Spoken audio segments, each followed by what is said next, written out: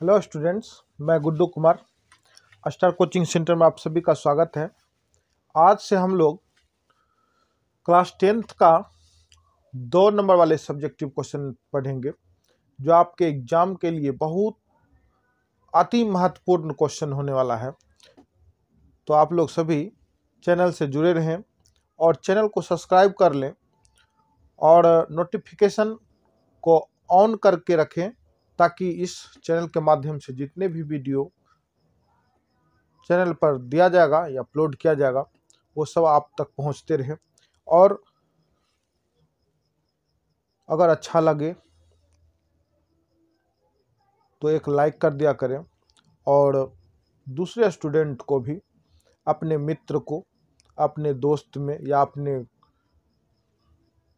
जो भी ग्रुप है उस ग्रुप में चैनल को भी शेयर किया करें, ताकि इस चैनल के माध्यम से और भी स्टूडेंट लाभ ले सके और अच्छे अंकों से पास कर सके। ठीक है, आइए हम लोग ज़्यादा टाइम नहीं गंवाते हुए आज का क्वेश्चन स्टार्ट करें।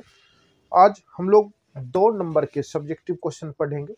जितने भी क्वेश्चन पढ़ेंगे सब का सब इम्पोर्टेंट है, आपके एग्जाम में देखने लायक क्वेश्चन है। मतलब कह सकते हैं कि अगर ये क्वेश्चन नहीं आया तो ऐसे ढंग का क्वेश्चन आपको देखने को मिल सकता है। मतलब ये नहीं कह रहा हूँ कि सेम टू सेम पूछ दे, हो सकता है सेम भी पूछ दे, लेकिन आपके सिलेबस से तो बाहर है नहीं। इसलिए आपको पूरा का पूरा वीडियो अंत तक देखा करिए बिना स्किप किए हुए, तो आपको जरूर फायदा मिलेगा। ठीक है, आइए आज का क्लास स्टार्ट करें हम लोग। सबसे पहला क्वेश्चन हम देखें आज।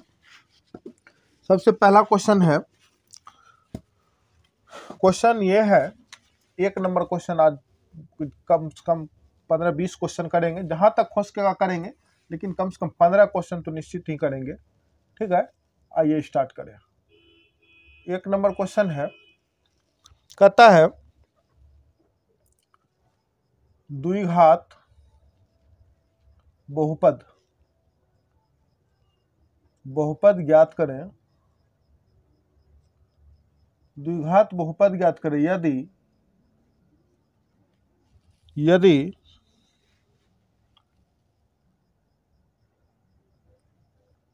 उसका शून्यक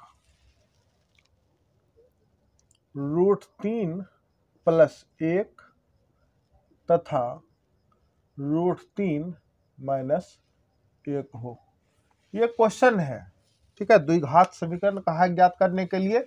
और इस क्वेश्चन में चूंकि हम लोग जानते हैं कि द्विघात समीकरण के कितने शून्यक होते हैं, 2 शून्यक होते हैं।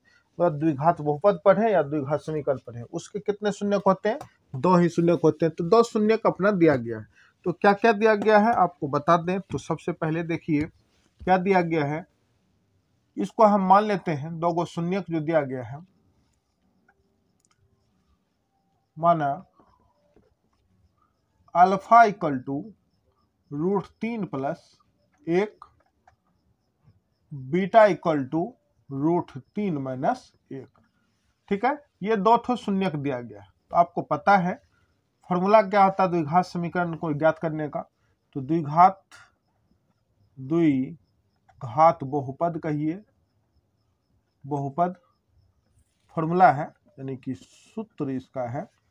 द्विघात बहुपद का सूत्र ये होता है x² - alpha + beta x + alpha into beta. ये फॉर्मूला है द्विघात बहुपद ज्ञात करने का। ठीक है, आइए देखते हैं। हम सबसे पहले अल्फा + बीटा और अल्फा इंटू बीटा ज्ञात कर ले। तो यहाँ पे रफ करके देखते हैं। अल्फा + बीटा, अल्फा का मान कितना है बताइए। अल्फा का मान हो गया आपको √3 + 1 और प्लस √3 - 1। तो इस दोनों को ऐड कर दीजिए। √3 + 1 प्लस √3 - 1। ये प्लस ये माइनस, प्लस और माइनस दोनों एक एक खत्म हो गया। तो आपके पास √3 और √3 कितने, तो 2√3 हो गया। तो ये आपका निकल गया अल्फा + बीटा का मान कितना निकल गया, 2√3। अब आता बारी अल्फा इंटू बीटा का।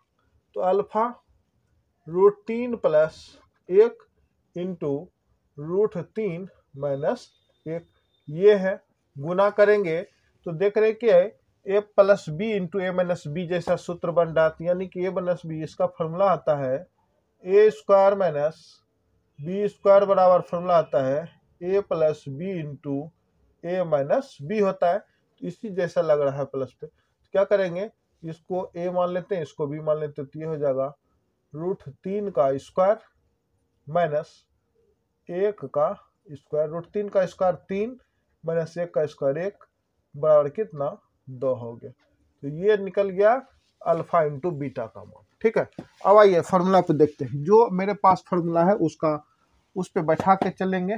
तो अक्स है तो अक्स स्क्वायर रखेंगे, माइनस है तो माइनस देंगे। अल्फा प्लस बीटा का मान कितना है 2√3 ब्रैकेट बंद कर लीजिए अक्स प्लस अल्फा इंटू बीटा का मान क्या निकला 2। तो हो क्या गया अक्स स्क्वायर माइनस इसको गुना करिएगा तो 2√3 अक्स प्लस 2। यही आपके क्या हो गए आंसर हो गए। क्लियर है, बहुत सिंपल क्वेश्चन है।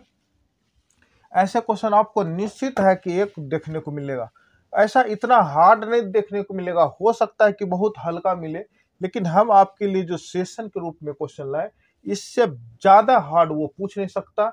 अगर पूछेगा भी तो इससे हल्का पूछेगा, और अगर पूछेगा तो इस टाइप का अगर क्वेश्चन पूछ दिया तो आपको इस तरह से बना देना है। ठीक है, ये देखिए बना के रेडी है, और उधर थोड़ा सा रफ कर लिए, क्योंकि रफ करना जरूरी था, क्योंकि अल्फा प्लस बीटा और अल्फा इंटू बीटा का मान ज्ञात करना था। तो ठीक है, किसी को अगर किसी प्रकार का कोई प्रॉब्लम आवे इस सब्जेक्टिव में, आज जितने भी क्वेश्चन पढ़ा जाएगा, तो उस नंबर का क्वेश्चन का नंबर कमेंट्स करें, हम फिर से आपको बताएंगे। ठीक है, तो आइए अब नेक्स्ट क्वेश्चन चलिए। अब देखिए क्वेश्चन नंबर सेकंड क्या कह रहा है कि मूल बिंदु से बिंदु P 6, -6 की दूरी याद करें। ठीक है, तो ये देखिए आप इसको क्या मान लीजिए, यहाँ पे जो बिंदु P दिया है, बिंदु P जो दिया है, P में 6, -6, इसको क्या मान लीजिए अक्स, इसको मान लीजिए y। ठीक है, मान लिए। तो आप बताते हैं कि मूल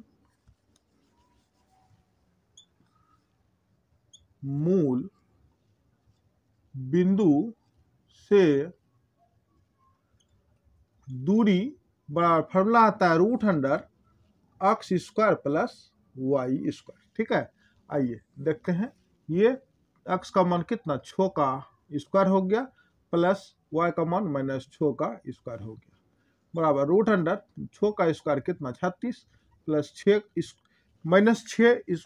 -6 का स्क्वायर बराबर ये भी क्या हो गया 36। अब दोनों को क्या करिए ऐड कर दीजिए, कितना जगह 72 का गुणनखंड होता है, यहाँ पे कर लेते हैं रफ करके। 72 का गुणनखंड करिएगा, 2 का से कितना 36 बार में, 2 का से कितना 18 36, 2 का से कितना 9 बार में, 3 का से 3 बार में। तो इसका जो गुणनखंड हो गया क्या हो गया 2 गुना 2 गुना 2 गुना 3 गुना 3। तो ये पेयर और ये पेयर दोनों पेयर निकलेगा, 2 गुना कितना 3 निकल गया, और अंदर में क्या रह गया बेचारा एगो 2 रह गया। तो 6√2 ये हो गया। इसको आप आंसर मान लीजिए। इतना इकाई कहिए, मात्रा कहिए, जो कहिए। तो आपके ये क्वेश्चन का हल, यानी कि मूल बिंदु से जो दूरी है वह 6√2 इकाई कहिए या मात्रा कहिए, ये आपके आंसर क्लियर हो गए। ठीक है, आपसे बार बार रिक्वेस्ट रहेगा, सब्जेक्टिव क्वेश्चन है, अगर आपको नहीं समझ में आवे तो निश्चित रूप से आप क्वेश्चन नंबर, सिर्फ क्वेश्चन नंबर लिख कर कमेंट्स करें, आपको फिर से वो क्वेश्चन बताया जाएगा। ठीक है, और अगर अच्छा आपको लग रहा है मेरा वीडियो तो प्लीज आप लोग एक लाइक जरूर किया करें, और चैनल को ज्यादा से ज्यादा शेयर करें, ताकि और भी बच्चे जितने भी एग्जामिनर होंगे, जितने भी 2025 में ये जो बोर्ड एग्जाम होने वाला है, 18 तारीख को जो मैथमेटिक्स का एग्जाम है उसमें जो शामिल होने वाला है, उस भी बच्चे को भी फायदा मिल सके। ठीक है, तो आइए अब हम लोग नेक्स्ट क्वेश्चन पढ़ें। ठीक है, 3 नंबर क्वेश्चन कह रहा है सिद्ध करें कि tan q थीटा -1 बटे tan theta -1 equal to sec² theta plus ten theta. तो इसको हम लोग क्या करेंगे, एलएचएस और आरएचएस के रूप में हल करेंगे। ठीक है, बहुत इजी क्वेश्चन है, बस सिर्फ आप लोग ध्यान से पढ़िए। ठीक है, आइए देखिए क्या कहता है। यहाँ पे हम सोल्व करेंगे तो दिया है अपना एलएचएस बराबर क्या दिया है, टेन क्यू थीटा माइनस 1 बटे टेन थीटा माइनस 1, ये अपना एलएचएस दिया है। ठीक है, आप ऊपर वाले को देखिए कैसे लिख सकते हैं। ऊपर वाले को क्या आप ऐसे लिख सकते हैं, टेन थीटा का होल क्यू माइनस 1 का होल क्यू बटे टेन थीटा माइनस 1 लिख सकते हैं, जरूर लिख सकते हैं। अब देखिए ये लग रहा है कि a cube minus b cube का फॉर्मूला, तो आप लोग को बता दे a cube minus b cube का फॉर्मूला ये जो लग रहा है, तो a cube minus b cube बराबर जो फॉर्मूला होता है a minus b into a square plus a b plus b square, ये फॉर्मूला होता है। तो हम ऊपर वाले को इस रूप में तो लिख ही सकते हैं, तो लिख देते हैं भाई।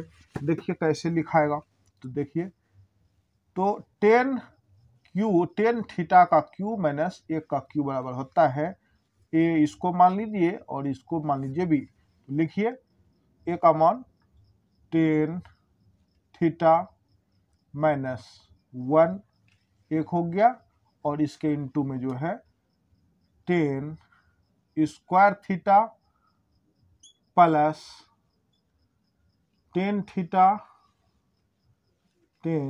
थीटा गुना, नहीं कुछ तो बीच में एक होगा, बी का मान 1 है, और प्लस क्या हो जाएगा 1 का होल क्यूब। ठीक है, हो गया। अब देखिए ये होने के बाद बट्टे नीचा में टेन थीटा माइनस 1। देखिए ऊपर में ये और ये दोनों कैंसिल हो गया, बचा मेरे पास क्या, जो बचा उसको लिखिए, टेन स्क्वायर थीटा प्लस का प्लस, इस दोनों को गुना करिएगा तो हो जाएगा टेन थीटा, ये प्लस टेन, एक का क्यू कीजिएगा और कुछ भी पावर रहे एक को गुना करिएगा, उसका मान हमेशा एक होता है। तो हो गया। अब देखिए हम लोग जानते हैं, क्या जानते हैं कि सेक थीटा बराबर टेन थीटा का मान जो टेन थीटा बराबर टेन स्क्वायर थीटा बराबर होता है सेक स्क्वायर थीटा माइनस 1, ये है एक फार्मूला है। ठीक है, ये फार्मूला है, आप लोग पढ़े होंगे। तो इसको क्या करेंगे, टेन स्क्वायर थीटा को उस रूप में बदल लेते हैं, तो क्या हो जाएगा, तो ये हो जाएगा सेक स्क्वायर थीटा माइनस 1। अब यहाँ पे देखिए प्लस, चूंकि हम किसको बदले हैं, टेन स्क्वायर थीटा को बदले सेक स्क्वायर थीटा माइनस 1 में, प्लस है तो प्लस दिए, फिर अपना लिखा है टेन थीटा प्लस फिर क्या लिखा है 1। अब देखिए माइनस 1 और प्लस 1 दोनों खत्म हो गया, अपने पास बचा क्या sec square theta plus ten theta सिर्फ बचा, तो ये क्या हो गया आरएचएस प्रूव्ड हो गया। ठीक है, ये है अपना क्या हो गया, आंसर हो गया। देखिए 2 नंबर क्वेश्चन है, ज़्यादा भारी बिल्कुल भी नहीं है, बस इजी जैसा है। आप लोग ध्यान से बस एक बार देखते चलिए, ये सब जो आपको लिख के दे रहे ये भी आप लोग पढ़ा करिए, क्योंकि ये फार्मूला होता है। ठीक है, तो हम क्या किए, एलएचएस को प्रूफ किए। एलएचएस में टेन क्यू थीटा माइनस 1 बटे टेन थीटा माइनस 1 था, तो हमने क्या किए, टेन क्यू थीटा को टेन थीटा का होल क्यू बना लिए, बन भी सकता है क्योंकि क्यू है तो बनेगा ही, माइनस 1 का क्यू करिएगा तो 1 ही होता, तो 1 पे भी क्यू दे दिए। अब ये किस रूप में लगने लगा, तो लगने लगा a cube minus b cube के रूप में। A cube minus b cube का फॉर्मूला आता है a minus b into a square plus a b plus b square. तो उस पर हम क्या किए, बैठा दिए, जो कट रहा था काट दिए, जो बच गया सो बच गया। अब हम लोग जानते हैं टेन स्क्वायर थीटा और फॉर्मूला आता है सेक स्क्वायर थीटा माइनस 1। इस टेन थीटा को इस रूप में लिखे और प्लस में जैसे था उस तरह से हल कर दिए। ठीक है, क्लियर। अब आगे चलिए, अब देखिए 4 नंबर क्वेश्चन क्या कह रहा है कि 336 और 54 को यूक्लिड एल्गोरिथम विधि द्वारा एचसीएफ ज्ञात करें। एचसीएफ HCF मतलब मोसो ज्ञात करें, महत्तम समावर्तक। ठीक है, क्या क्या ज्ञात करें, मोसो ज्ञात करें। ठीक है, तो सोल्व करिए। सोल्व कितना कितना दिया है, तो ये है अपना फॉर्मूला एल्गोरिथम से यूक्लिड एल्गोरिथम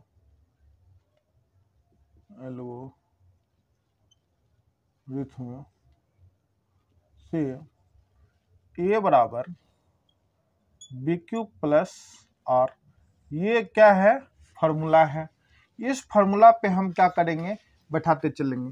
कहने का अर्थ, इसका जो मतलब है, इस फार्मूला का जो अर्थ है, यह अर्थ है भाज्य बराबर भाजक गुना भाग फल जोड़ शेष फल। ये इसका फार्मूला का ये मेन रूप से ये मतलब फार्मूला है। इसका एल्गोरिथम का मतलब हो गया विभाजिता का नियम, कह सकते हैं बस भाग विधि से जो हल करते हैं उसको जांचने की विधि है। ठीक है, तो सबसे बड़ी यहाँ पे क्या दिया गया है, 336 बड़ा है किससे, 54 से। अब बड़ा है तो सबसे बड़ा को कहाँ पे रखना पड़ेगा, आगे में रखना पड़ेगा। एक नंबर विधि में करने लिखने हैं, चलिए एक में 336 बराबर, अब 54 लिखना है। जो बड़ा है उसको बाहर रखना है, उसको भाज्य मान लेना यानी कि ए मान लेना है, और बराबर जो छोटा है उसको बराबर के बाहर मान लेना। मान लिए, मानने के बाद अब यहाँ पे क्या गुना करें, और फिर अगर नहीं 336 पुरता है तो क्या जोड़े जो कि 336 पुर जाए। तो आइए इसको गुना करके देखते हैं। ठीक है, 36 में पहले आइए इसको पहले भाग ही दे देते हैं, एलसीएम जब लेना ही है इसको भाग दे लेते हैं। देखिए 54 से 336 में भाग दीजिए, कितने बार में खाएगा बताइए। 54 को आप 7 से गुना करिए, 7 चौक 28, बाकी कितना 2 हो गया, 35 2 37, क्या खाएगा, नहीं खाएगा। तो 6 से गुना करिए, 6 चौक के 24 के 4 बाकी 2, 30 2 कितना हो गया 32। यस खा जाएगा, खाएगा कि नहीं है, यस खा जाएगा। 6 बारी में खाया, 324, 2 उतर गया, 1 खत्म हो गया। अब क्या खाएगा, नहीं खाएगा, तो ये शेषफल हो गया। यहाँ पे ये हो गया आपको बी, ये हो गया आपको क्यू, और ये हो गया आपका आर। यहाँ पे देखिए है कि नहीं है, तो है, तो ये रहा 54 गुना क्यू का मान 6 और प्लस कितना 12। ठीक है, आइए अब नेक्स्ट देखते हैं। इतना होने के बाद तो चूंकि शेषफल जब तक मेरा 0 नहीं बच जाता तब तक मेरा HCF मतलब मोसो ज्ञात नहीं होगा। तो इसको 0 भी करना है और इसको बराबर करना, तो बराबर तो अभी हो ही गया।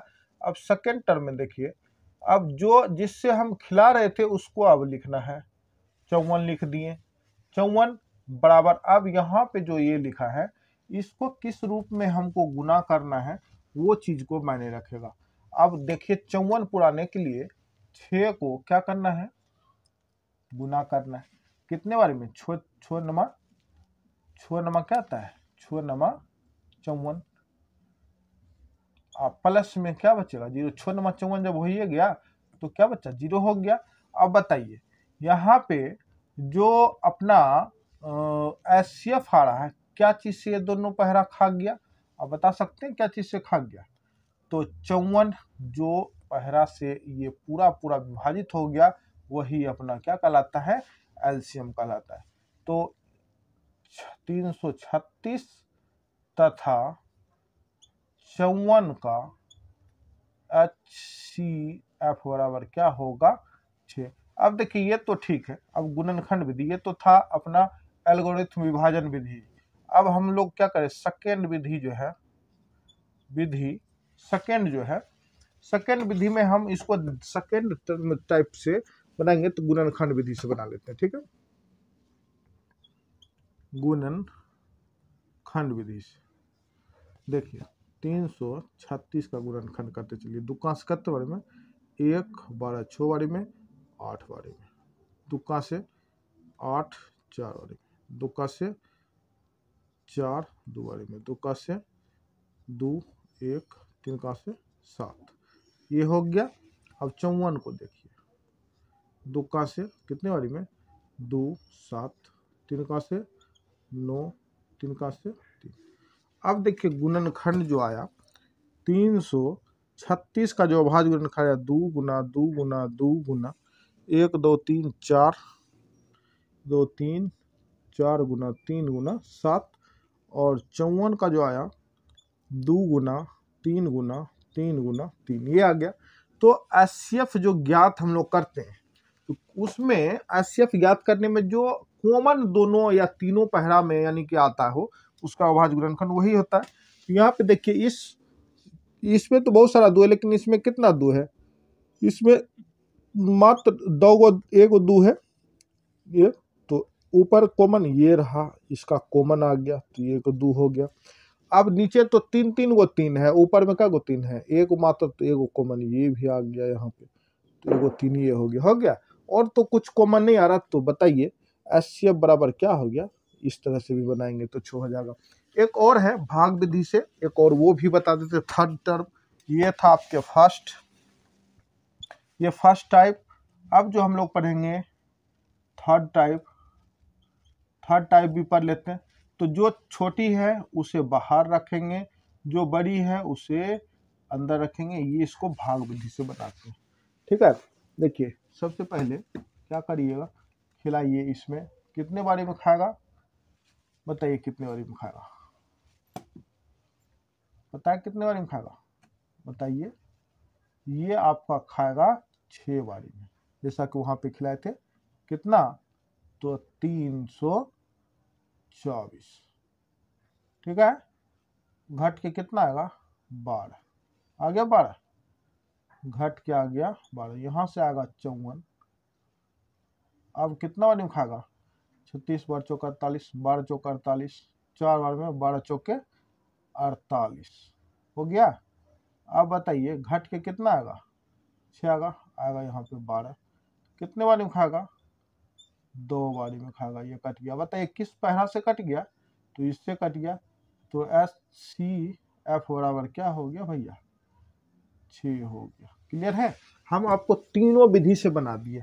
आपको जो विधि कहेगा, इसको कहते हैं गुणनखंड विधि, इसको विभाजन एल्गोरिथम कहते हैं, और इसको कहते हैं भाग विधि, भाग विधि। ठीक है, आप लोग पूरा तरह से समझ के इस चीज को बनाइए। निश्चित है आप लोग से एक भी क्वेश्चन ऐसा आ गया, तो चाहे वो ऑब्जेक्टिव में रहे चाहे सब्जेक्टिव में रहे, कभी नहीं छूटेगा। और यकीन मानिए ऐसा क्वेश्चन आपको एल्गोरिथम पे या गुणनखंड पे या भाग पे एक क्वेश्चन निश्चित मिलेगा, जो आपको कितने नंबर दिलाएगा, 2 नंबर पक्का दिलाएगा, एकदम कन्फर्म रखिए। ठीक है, चलिए अब आगे हम लोग चलते हैं। ठीक है, देखिए अब 5 नंबर क्वेश्चन देखिए क्या कह रहा है। बहुत वीवीआई क्वेश्चन बहुत ज्यादा बार पूछता है, और इसी कारण से हम भी आपको बताना चाहते हैं कि भाई ऐसे क्वेश्चन अगर आपको पूछ दे तो आप खाली हाथ नहीं भाई, सिर्फ कॉपी पे बना के आइए। ठीक है, और ध्यान से समझिएगा।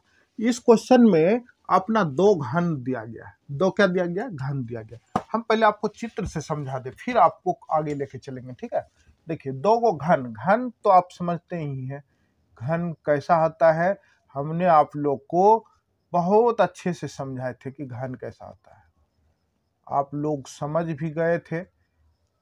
बट अगर नहीं समझ में आया तो कमेंट्स करिएगा। ठीक है, चलिए देखिए अच्छे से बनाते हैं।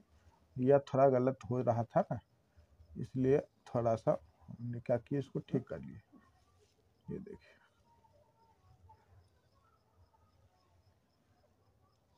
ये है अपना एक घन हो गया, घन हो गया।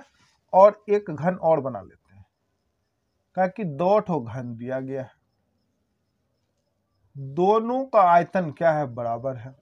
दोनों का मतलब भुजा अगर होगा बराबर किनारा, तो आयतन भी तो दोनों का बराबर होना तय है, इसलिए ये हो गया, ये है दूसरा घन, ये हो गया दूसरा घन, हो गया। फर्स्ट घन हो गया और सेकेंड घन हो गया। दो घन है अपने पास, और दोनों का जो है आयतन, दोनों का आयतन बराबर 64 सेंटीमीटर क्यूब है, दोनों का, प्रत्येक का आयतन। तो हम क्या करेंगे, इससे पृष्ठ निकाल सकते हैं। तो चूंकि हम जानते हैं कि घन का आयतन बराबर क्या होता है, घन का आयतन बराबर भुजा क्यू होता है, भुजा क्यू। चलिए भुजा क्यू अपना दिया है घन का, चूंकि यहाँ, अच्छा चलिए यहाँ पे लिख देते हैं, यहाँ पे दिया है घन का आयतन बराबर कितना दिया है, 64 दिया है। और इसका फॉर्मूला आता है क्या चीज, भुजा क्यू बराबर कितना, 64। अब भुजा क्यू है इस पे, तो इस पे जाएगा रूट, तो भुजा बराबर रूट 64, भुजा बराबर 3 था, तो इसमें से 3 को निकालना पड़ा। 64 किसका घन है जी, तो 64 ये 4 का घन है, 4 गुना 4 गुना 4, 4 चौके 16, 16 चौके 64। तो अब बताइए 3 था तो क्या निकल गया, भुजा बराबर क्या आ गया भाई, 4 सेंटीमीटर आ गया। दोनों का भुजा क्या आ गया, 4 सेंटीमीटर आ गया। अब ये 4 सेंटीमीटर भुजा वाले दो को घन को सटा दिया गया, दोनों को क्या किया गया, ज्वाइंट किया गया, दोनों को ज्वाइंट किया गया। जब ज्वाइंट किया गया तो कुछ इस प्रकार से बन गया, जब दोनों को ज्वाइंट कर दिया गया तो ये कैसा बन गया, एक घनाभ बन गया। क्या बन गया भाई, घनाभ। ठीक है, आप समझते चलिए, या बिल्कुल आप लोग टेंशन मत लीजिए, सब्जेक्टिव भी आपको उतने अच्छे से बताया जाएगा जितना अच्छे से ऑब्जेक्टिव बताया गया। और यकीन मानिए आप सभी पूरा वीडियो वॉच करिए। ये देखिए ये बन के रेडी है ना। तो ये आपका डॉट हो क्या हुआ, घनाभ बन गया है ना। थोड़ा सा बना ही देते हैं भाई, देखते चलिए। ये देखिए दोनों को क्या किए, हमने ज्वाइंट कर दिए। जब दोनों को ज्वाइंट कर दिए, चूंकि दोनों का था तो भुजा कितना, 4 4। अगर ये इसका ये भी तो एक किनारा है, ये कितना था, 4 था। इसका भी एक किनारा 4 था, इसका भी एक किनारा 4 था। और ये जो ऊंचाई है इसका, ये भी 4 था। ऊंचाई और चौड़ाई से मतलब नहीं है। अब जब दोनों को देखिए, जैसे कि ये दो वस्तुएं हैं, ये दो वस्तु है।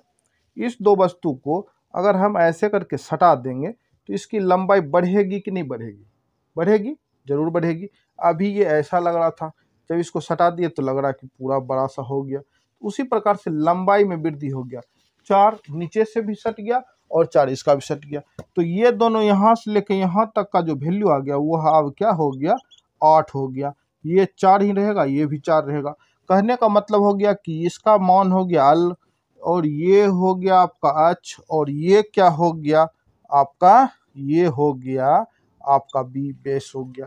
हाइट, लेंथ और बेस सब निकल गया। अब अपने पास सब चीज हो गया, तो अपना क्या कहता क्वेश्चन में कि जो बना है घन उसका पृष्ठ क्षेत्रफल।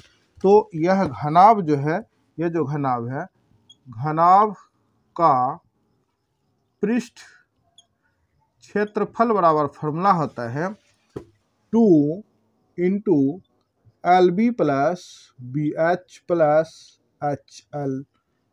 अपना पास यहाँ पे लिख देते हैं भाई, L बराबर 8 सेंटीमीटर है, B बराबर 4 सेंटीमीटर है, और H बराबर भी कितना, 4 सेंटीमीटर है।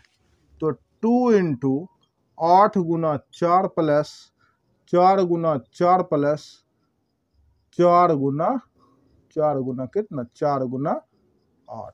ठीक है, 2 ब्रैकेट स्टार्ट, 4 8 चौके 32 प्लस 4 चौके 16 प्लस 8 चौके 32। अब सबको ऐड कर लीजिए, 32 32 हो जाता है 64। ऐसे जोड़िए, 2 4 6 2 6 8 8 2 10 के कितना 0, 10 का 0 हो गया, 3 3 6 6 1 7 देख कितना 8 हो गया। कितना हो गया, 80 हो गया। 80, दोनों को गुना करिएगा तो कितना हो जाएगा, 160 सेंटीमीटर स्क्वायर।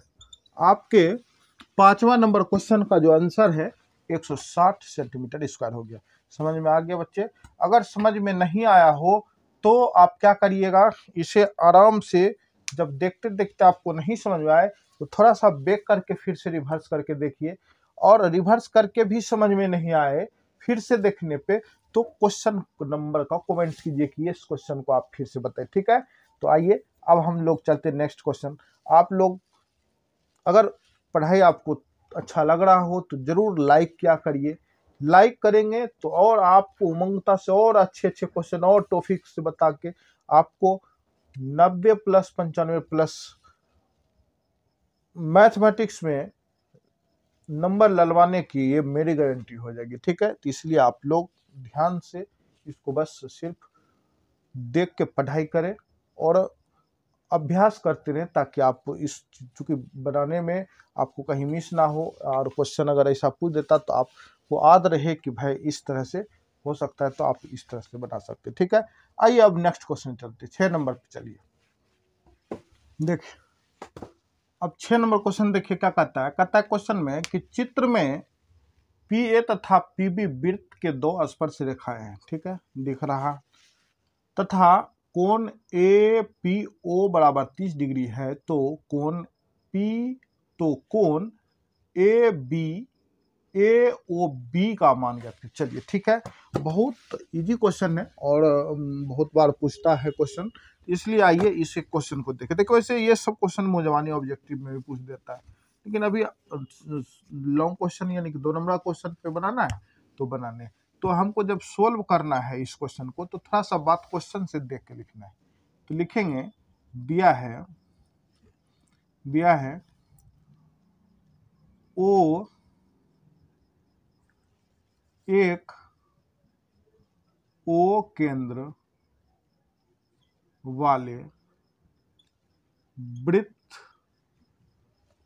पर दो स्पर्श रेखाएं हैं। नाम क्या है? तो दो स्पर्श रेखाएं, दो स्पर्श, इसको पूरा से लिखते हैं भाई ताकि आपको समझ में, दो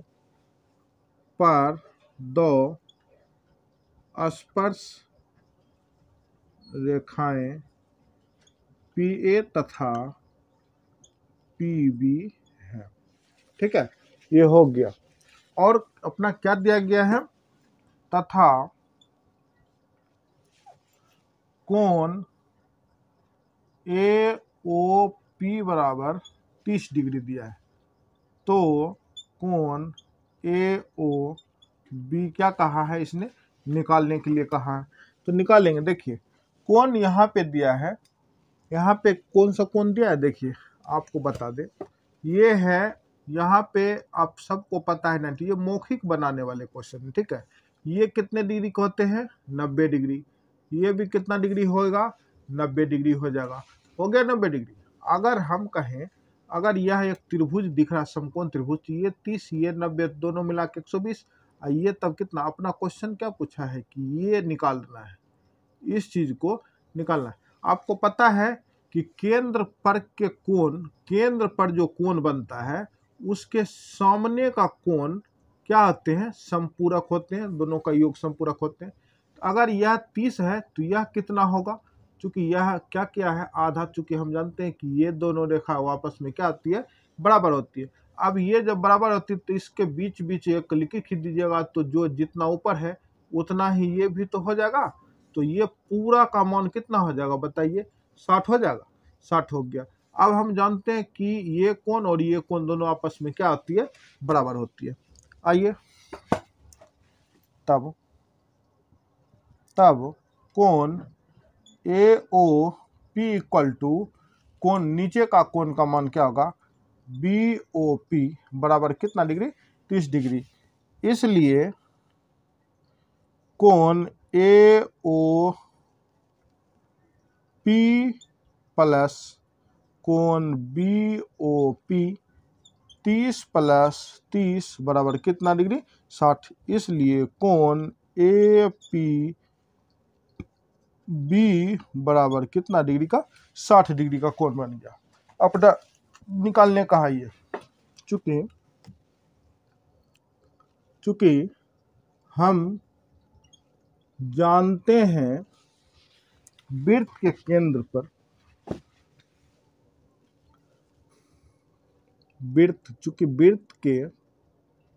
चूंकि हम जानते हैं कि वृत्त के केंद्र के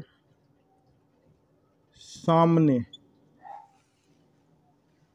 वृत्त के केंद्र तथा उसके सामने का कोण, वृत्त के केंद्र पर का कोण तथा उसके सामने का कोण क्या आते हैं, समपूरक होते हैं। तो समपूरक मतलब कि दो कोणों का योग को जोड़ दिया जाए तो कितना डिग्री का हो जाएगा बताइए। तो दोनों का जोड़ने पर क्या होता है, समपूरक मतलब हो जाता है कितना डिग्री, तो हो जाता है 180 डिग्री। तो कोण AOB प्लस कोण APB बराबर कितने डिग्री, 180 डिग्री। तो कोण AOB प्लस इसका मान अपना 60 बराबर कितना, 180। अब कोण AOB बराबर 180 माइनस 60 डिग्री हो गया। तो कोण AOB बराबर घटाने पे कितना, 120 डिग्री। ये आपके क्या हो गए भाई, आंसर हो गए। देखिए क्लियर है, कोई दिक्कत कहीं पे भी कोई दिक्कत ना। आप इस क्वेश्चन को ऐसे तरह से बनाइएगा तो आपको 2 में 2 नंबर मिलेगा। 2 से 1 भी नंबर, आधा नंबर, पौने नंबर या 4 आना नंबर, कुछ भी कटने की कोई संभावना नहीं, ठीक है। अगर आप ऐसे प्रकार के क्वेश्चन अगर 2 नंबर आप पूछ दिया तो आप इस तरह से बनाते। सीधी सी बात याद रखिए कि केंद्र पर का जो कोण है उसके सामने का कोण जितना है उस दोनों को जब जोड़ दिया जाए तो कितना बनेगा दोनों को जोड़ने पे, तो दोनों को जोड़ने पे 80। तो एक कोण का मान अपना पता है तो भाई दूसरा कोण का मान नहीं पता होगा, क्योंकि समपूरक है तो समपूरक में कोण का मान होता है 180 दोनों को जोड़ने पे। तो एक कोण का मान पता है, दूसरा कोण का मान निकल गया। और एक कोण कैसे निकल गया तो हम जानते हैं, ये भी जानते हैं भाई, जब दोनों रेखा बराबर है तो बीचे बीच काट दिया तो हम कह सकते हैं कि कोण AOP बराबर कोण BOP 30 डिग्री। तो दोनों का योग बराबर कितना हो गया, 160 हो गया। तो आंसर क्लियर है, ठीक। आइए अब हम लोग नेक्स्ट पढ़े।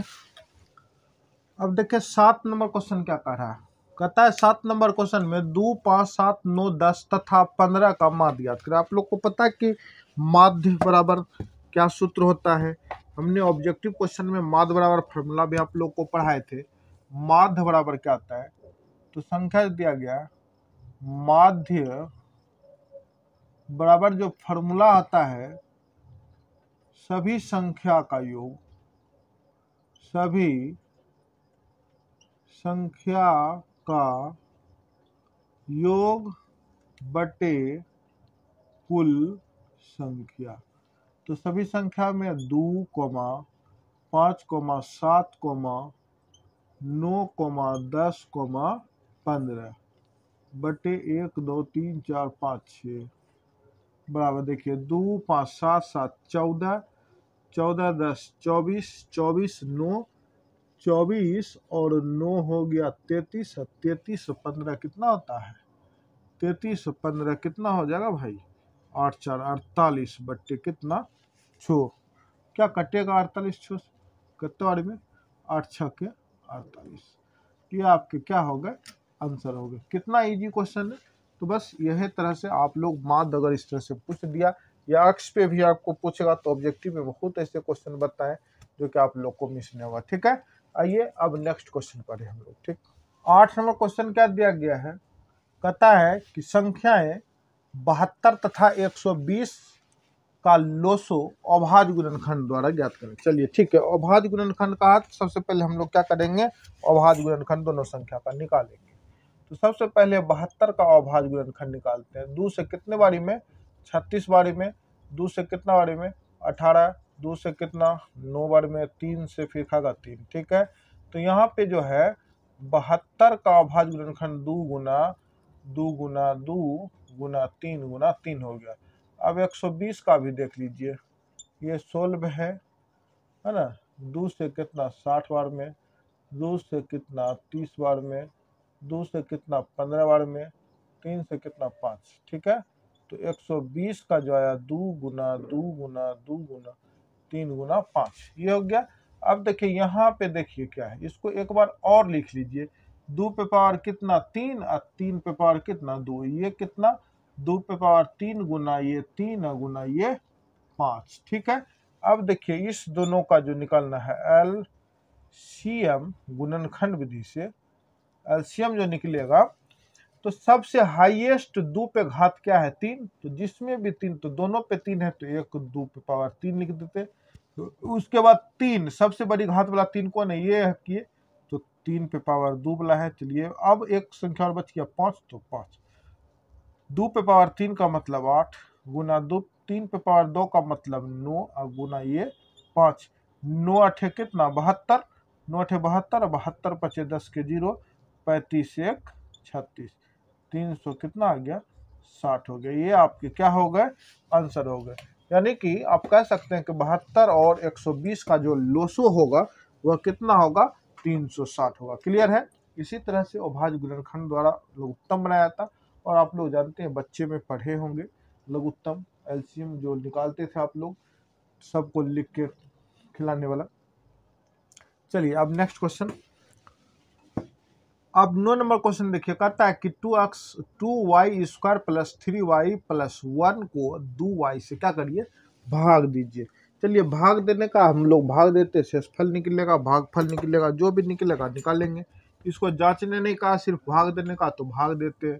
कैसे भाग देंगे, तो y प्लस 2 ये है आपके भाजक है, और ये क्या है भाज्य है, तो भाज्य जहाँ पे लिखाता है वहां पे लिखिए, प्लस 3y प्लस 1 भाग दीजिए। देखिए यहाँ पे ज्यादा क्या क्या चीज है, अगर हम इसको खिलाएंगे y प्लस 2 को 2y² से, तो यहाँ पे ज्यादा क्या क्या, तो आपको y प्लस 2 को कंपेयर किया जाए 2y² से, तो यहाँ पे क्या आया ज्यादा, तो 2 आया, एक y भी ज्यादा है, तो अपना इससे इस पूरे को गुना करना पड़ता। तो क्या ज्यादा था, तो 2y ज्यादा था, तो गुना करिए, 2y² प्लस 4y हो गया।